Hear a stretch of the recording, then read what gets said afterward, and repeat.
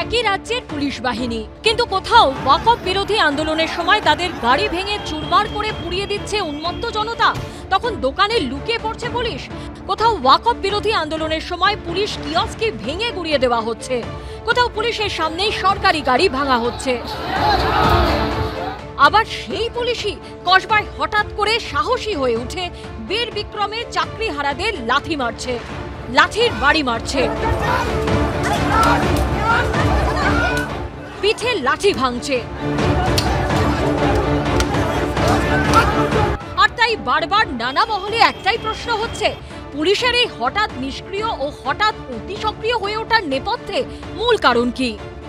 পশ্চিমবঙ্গে প্রশাসনের ওপর, পুলিশের ওপর মানুষের কোনো বিশ্বাস নেই। মানুষ মানে ভুক্তভোগী, এবং পুলিশ সেই জায়গাটা অর্জন করেছে যে পুলিশকে একসময় আমরা ভরসা করতাম, সম্মান করতাম। আজকে সেই পুলিশ আমরা দেখি খাটের তলায় ঢুকে যায়, টেবিলের তলায় ঢুকে যায়। সেই পুলিশ মহিলাদের গায়ে হাত তুলছে, সেই পুলিশ লাথি মারছে, লাথি খাচ্ছে। শামশেরগঞ্জ, ধুলিয়ান এই থানাগুলোতে 355 করে দেওয়া উচিত। মাননীয় গভর্নর, আপনাকে করজোড়ে বিনীত অনুরোধ করব, গভর্নমেন্টকে অ্যাডভাইস করুন to seek paramilitary force assistance. আপনি ডিএম মুর্শিদাবাদকে এক্ষুনি বলুন, চিফ সেক্রেটারিকে তো বলে লাভ নেই। আমি মাননীয় গভর্নরকে অনুরোধ করব যে আপনি অ্যাডভাইস করুন। ডিস্ট্রিক্ট ম্যাজিস্ট্রেট মুর্শিদাবাদকে বলবো, আপনি আপনার ম্যামের কথা শুনবেন না।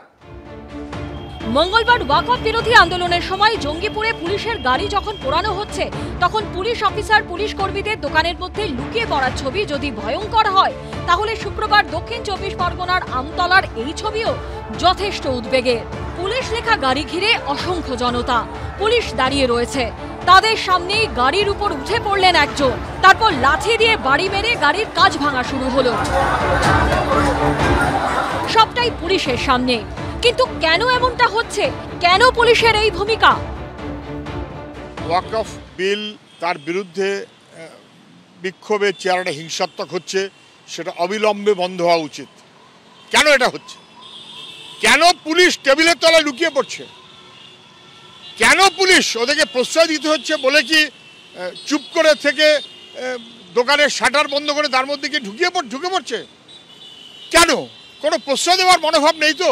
মুখ্যমন্ত্রী বলেছেন তার কোনো খারাপ ইম্প্যাক্ট, তার খারাপ দিকগুলোর প্রয়োগ বাংলায় হতে দেবেন না। আপনারা দয়া করে আপনারা প্রতিবাদ গণতান্ত্রিক ভাবে করুন, এমন কোনো কাজ করবেন না, এমন কোনো উগ্রতা দেখাবেন না, এমন কোনো হিংসাত্মক ঘটনার প্ররোচনায় পা দেবেন না যাতে বিজেপি আবার নতুন করে এটাকে ইস্যু করতে পারে। এবং সব মিলিয়ে পুলিশের ভূমিকা নিয়ে বিতর্ক থামছে না। উজ্জ্বল মুখোপাধ্যায়, শিবাশিস মৌলিক ও আশাবুল হোসেনের রিপোর্ট, এবিপি আনন্দ।